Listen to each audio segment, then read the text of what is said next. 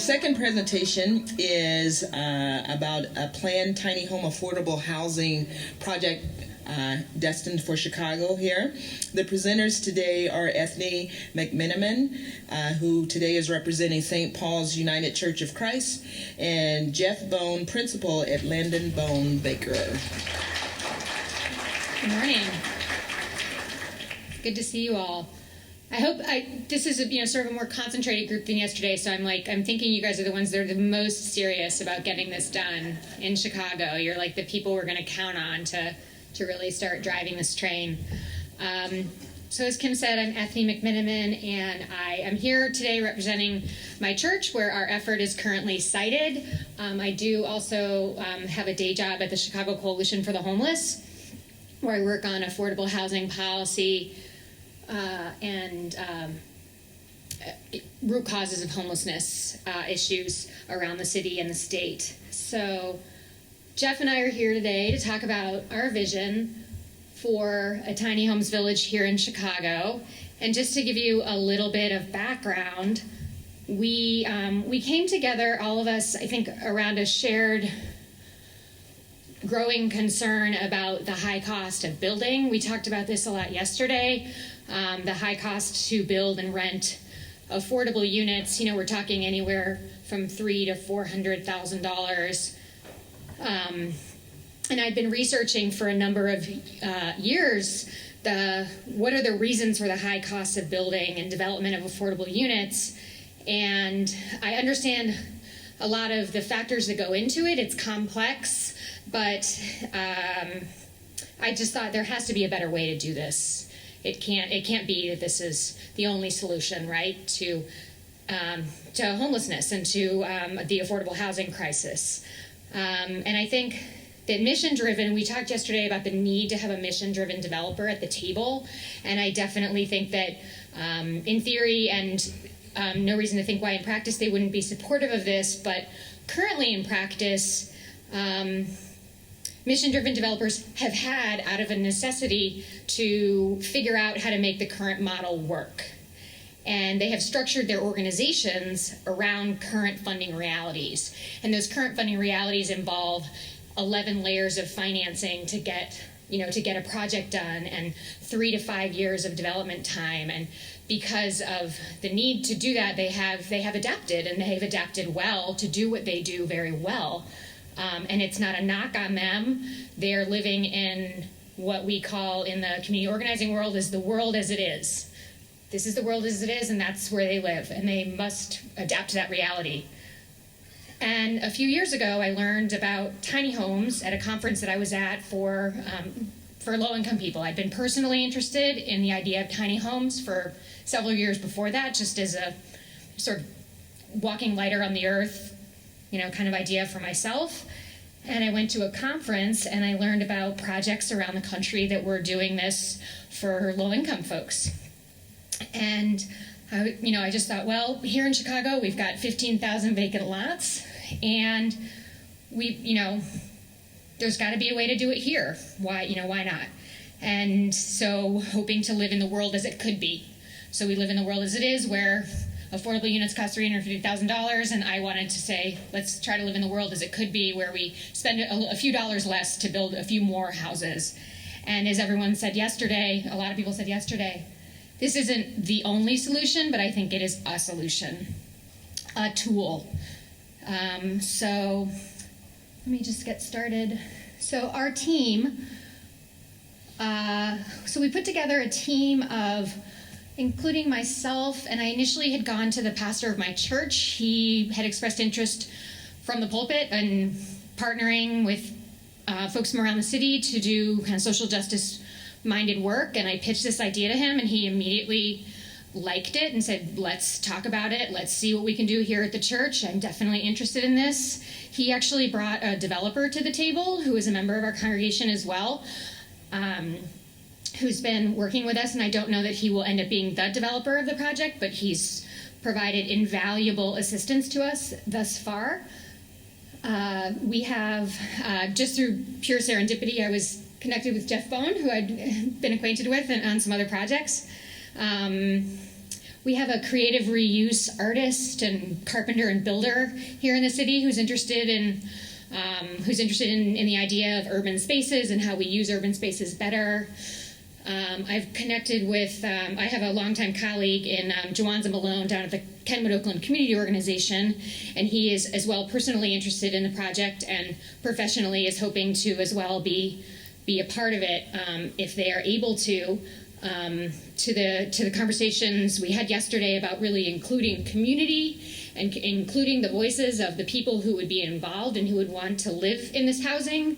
It was really important to me to connect with someone who, has a grassroots on the ground organization in the city. And so Jawanza's been really great in that regard and is interested in the project rather. And then who else is on our team?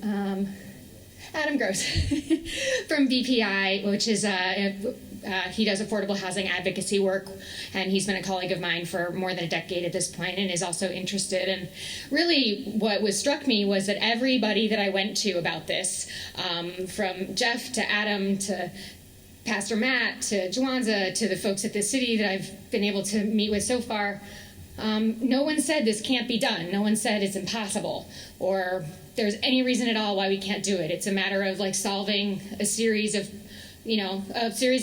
challenges and problems, and that's life. So we're really excited about that. So let's see. So just a couple of stats on the need.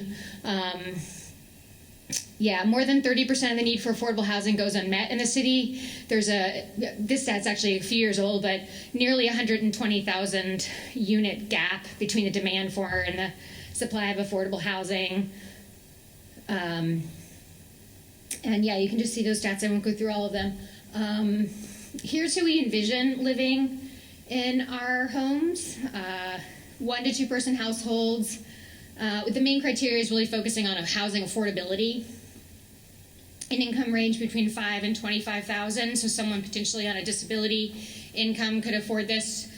A minimum wage worker could afford this. So it's that's really it's an income-based criteria that we see. It's not you have to be homeless or you must be working or any either or situations, but really just an income range where they would pay something, but it would be within an affordable context. They wouldn't be paying more than 30%, for example, of their income for rent. And Mary Tarullo from One Northside gave us kind of an idea about SRO renters and what their needs are. And so we envision our profile to be similar to someone who would be in need or potentially living in an SRO. So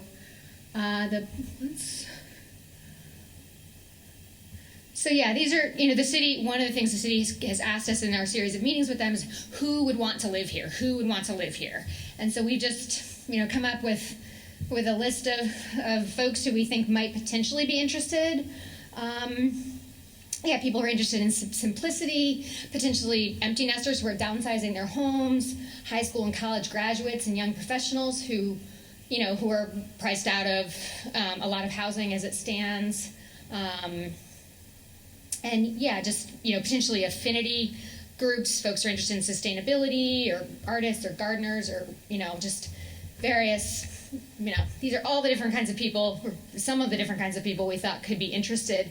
And one of the things that we are planning on doing going forward is gathering folks from the community to say, why would you want to live in this housing? Tell us if this is appealing to you.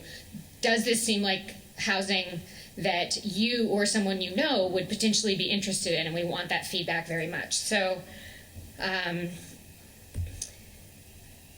again, just some statistics about, costs of rents around the city. People, essentially what all of these say is people are paying too much to rent around the city. So we've got North Lawndale. We looked at Englewood, median income, $878 a month. Nearly 70% of households are renters. And these just the stats for Rogers Park, and then as well for Oakland, which is where we picked a lot just because we needed to have a place to to sort of cite our vision. We're not committed per se to this piece of property, but this was a kind of where we decided to start. So these are the stats for Oakland. So there's almost no neighborhood in the city where this isn't needed. And as someone said earlier, we have a plethora of vacant lots here in the city, so I think there's a lot to choose from. And yeah, as I said, we've said the cost of an affordable unit, the timeline that it takes to deliver an affordable development is pretty long. And so yeah, Jeff, do you want to come up and kind of go through the technical piece of our presentation now? So Jeff's our architect, and he's been awesome, and he's going to tell you a little bit more about it. Good morning, everybody. I looked on my email this morning, and the first email that I saw was from Tumbleweed Tiny Homes. And I was wondering, is that a marketing ploy? I mean, do they know about the summit somehow? Did anybody else get that email? It's a pretty interesting company. I think they're in California, and they do. They've been at it for a long time. They do some really interesting tiny homes on trailers, and I think they build them in Colorado as well.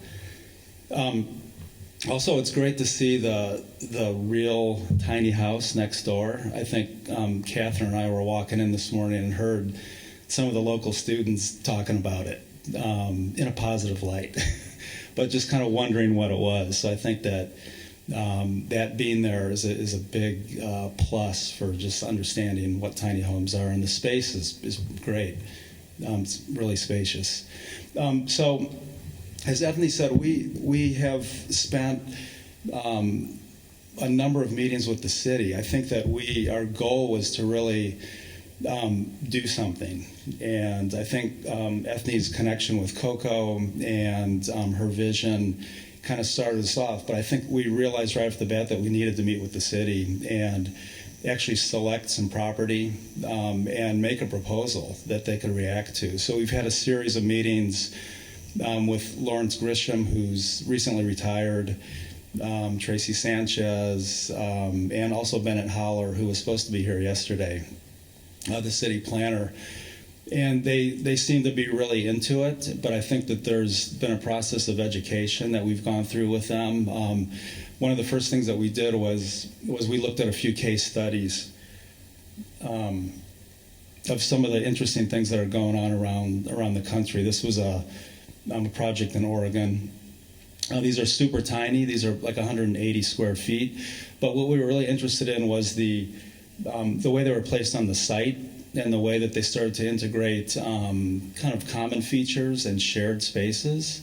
So as we were thinking about our development, we wanted to incorporate some of the same things. This is another interesting one up in Madison. It's a little closer to home. They get snow in Wisconsin, so that's a big difference. But I think this one was interesting to us as well because it's a series of tiny homes surrounding like a building for social enterprise, and they make things to try and fund the building of the tiny homes. I thought that was a really interesting circle. And, I think the scale, it's getting a little more urban. This looks like it's an infill lot. I think a lot of the property in the city of Chicago is infill. It's a little different than having isolated properties, so we have to be aware of the neighborhoods and the context, community groups, and the local context. This is a really cool one. This is out in D.C. It's called Boneyard Studios. And this, I believe, has been shut down to a certain extent. Maybe somebody knows about that. But I really love this shot with the D.C. row houses in the background. And I think you start to understand that, the density of these things, if you get enough density, they can kind of relate to the city context and the fabric. But this one was really interesting because there's a lot of open space and a lot of public space, and a lot of gatherings were happening. I believe a lot of the residents were artists doing interesting things. They had happenings. So I thought the social and the community aspect of that was something we'd like to replicate in our project. And then as we all have seen, there's tons of stuff on tiny homes that's all over the internet, and And there's some really interesting things in Europe. I think we were interested in, materials, size, scale, and color. So we kind of scanned and really got together a series of images. And a lot of these were used in talking to the city through some of these issues with planning. We also, our firm, we specialize in affordable housing primarily in the city. And we've been, over the years, doing a lot of SRO housing. And I think there's a lot of relationships between tiny homes and SRO units. And I think that when we were planning ours, I think the scale and the size of the tiny home was very important to us. A lot of them that are built on trailers are very, very small, sometimes less than 200 square feet.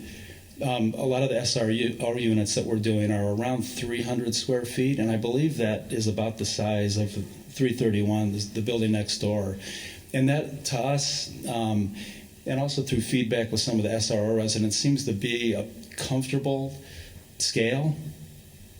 And so we worked, this was an RFP that the city had. We teamed up with Thresholds and Brinshore Development, and the idea was that we would take, at the top of the slide, we would do a mini SRO. So we would do a dense building that had about 35 units, 35 small, tiny units. The ground floor would be all supportive services for Thresholds residents.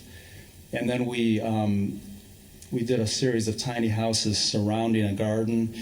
The spaces in the SRO building at the top would be available for them. So really we're thinking of this site as a complete place.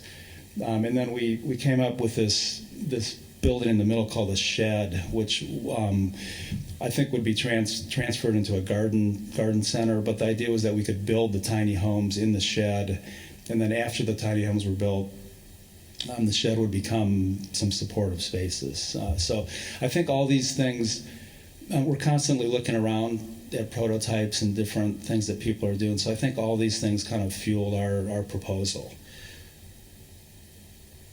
So as Eithne said, we started out, we know we wanted to be in North Kenwood, Oakland, through the relationship with Coco, and the city has a lot of vacant property. So we started with the city list of vacant property, and we were really looking for unusual lots that maybe would be difficult to build normal things on, so triangular shaped lots and kind of funky configurations.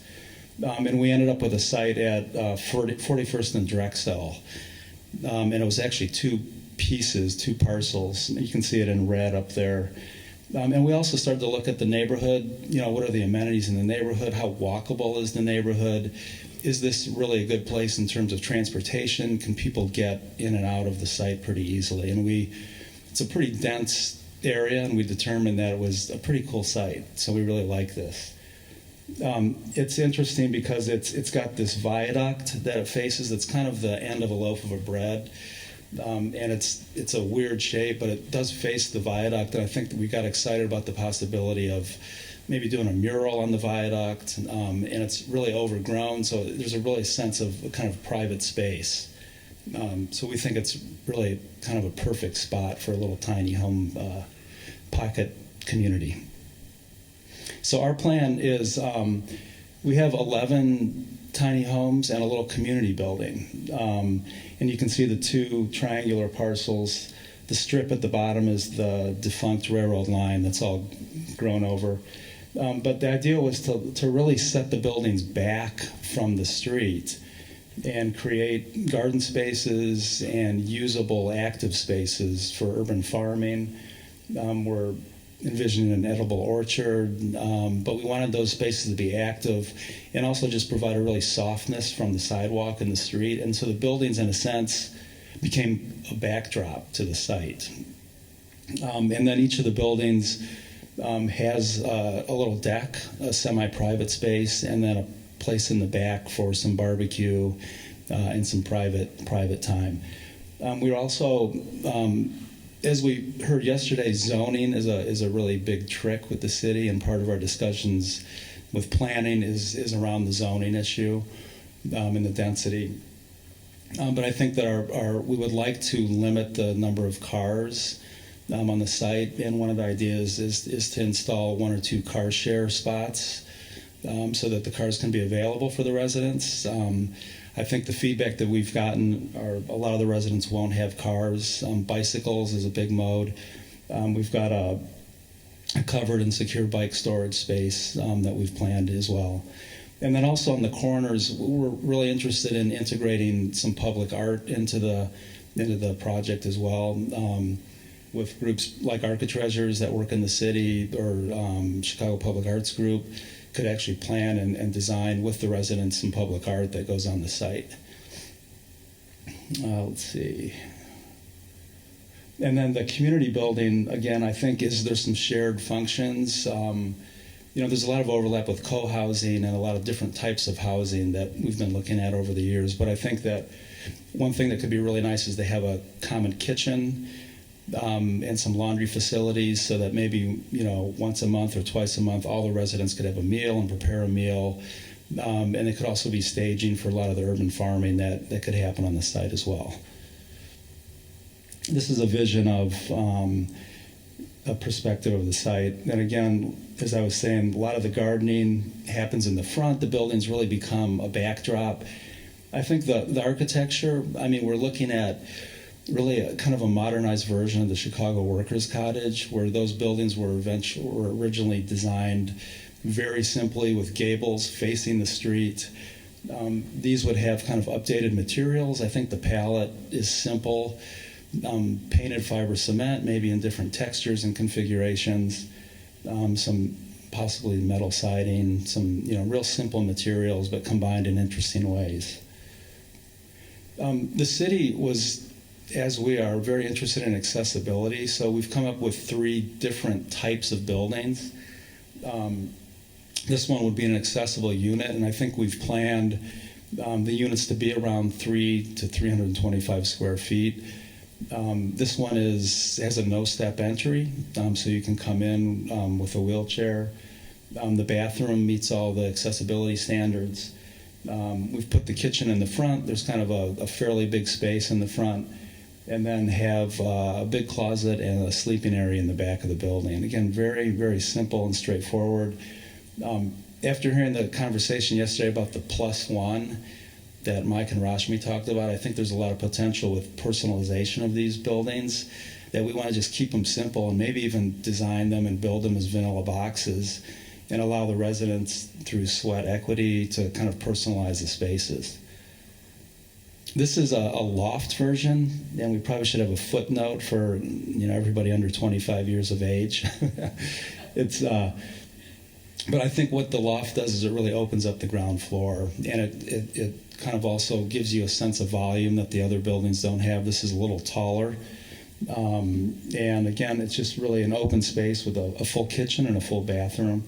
And then each of the units has a semi-private porch for hanging out.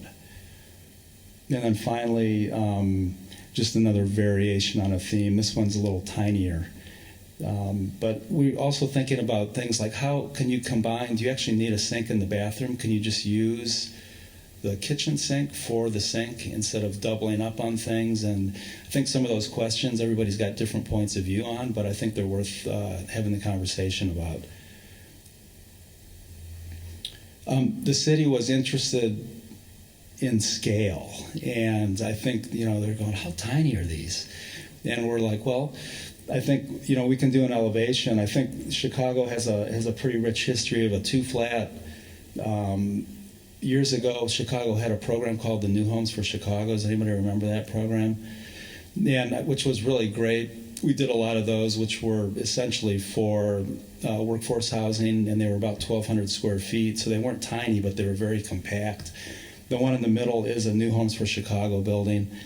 And then finally on the end is a typical Chicago bungalow. So I think we got a pretty good representation of a neighborhood fabric of the city.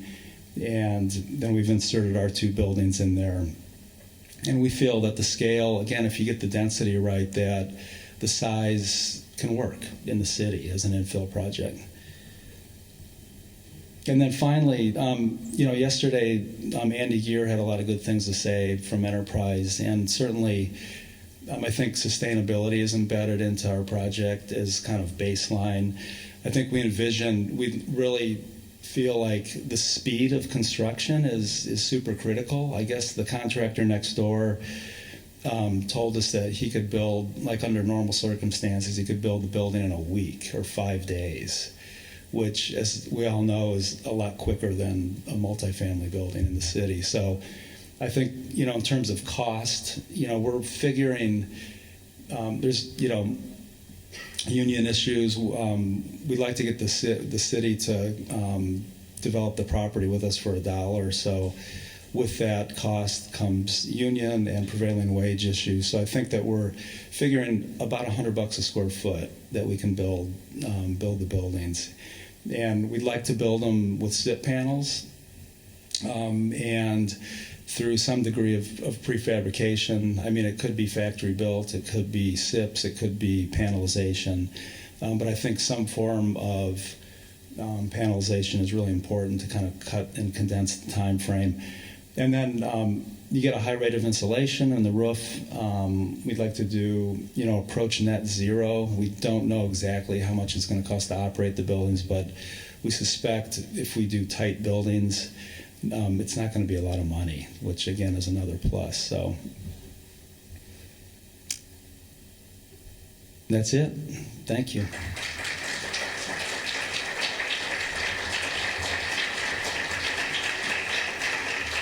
So we're happy to take any questions about the development. Thank you. So it sounds like these will be geared for low-income people, not necessarily homeless people. Was there a decision that was made between the two, and would love to hear about how that decision was made? Sure. So it's not set in stone necessarily thus far, but the thinking,